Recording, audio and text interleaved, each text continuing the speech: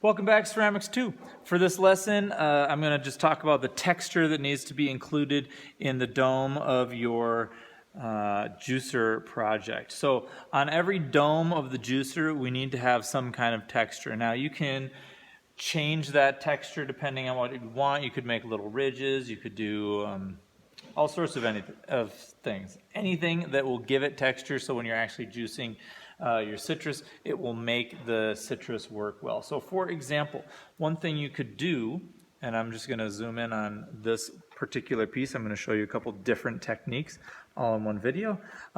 Number one, let's say you want it to be even. You can start dividing it up. So I'm just going to divide it in eighths like this and think, okay, now that I've got that kind of divided up, I want to have one spine here that's going to go down this direction and one spine here that's going to go down this direction so it can be symmetrical. Now I'm going to just take a little clay coil, just like we made in level 1 for our coil project, and I'm just going to slip and score it and attach it right onto here. Okay, so I've got some slip. I'm going to roll out my coil.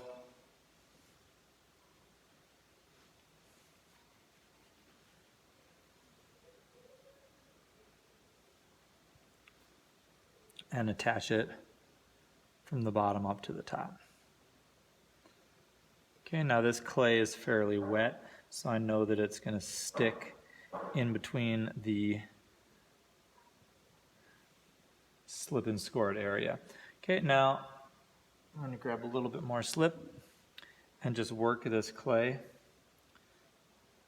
into a smoother ridge. And it's actually kind of large. It's a little bit almost too large, so I'm actually going to trim it down as I add it on. Okay, now down at the bottom, I want to make sure that it doesn't interfere with the juice getting through my strainer portion. So I'm just going to swipe that away.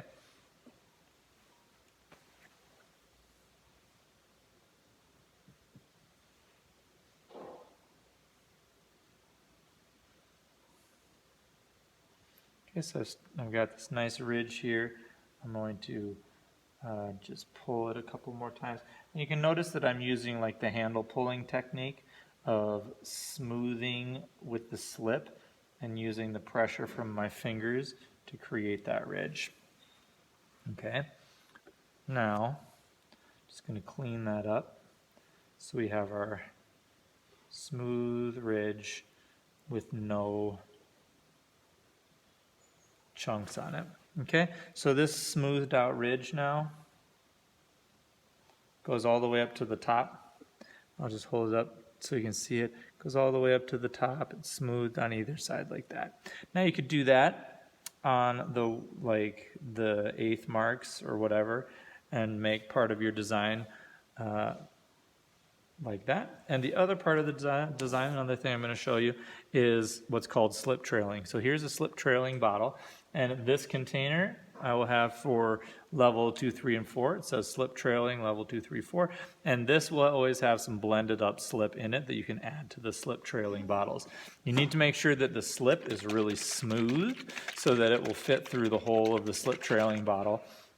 So always shake it up really good. You might even have to add just a tiny bit of water to it, because when it comes out of the applicator tip, you want to make sure that it's nice and smooth. Here I can take this slip trailing bottle and literally squeeze and move slowly and make a little line of slip.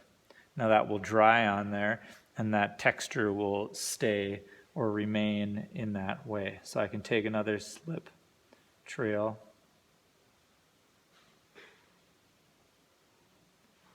slowly squeezing the applicator out, and I can leave those little lines there, and that will act as a texture in between my larger ridges. So then I would put like another ridge here. Okay, so I'm going to finish my ridges off video and come back in the next video when I make the holes for the juice and show you the finished product. Okay, so that's how to add extra clay on to make part of your juicing texture, and how to use the slip trailing bottle.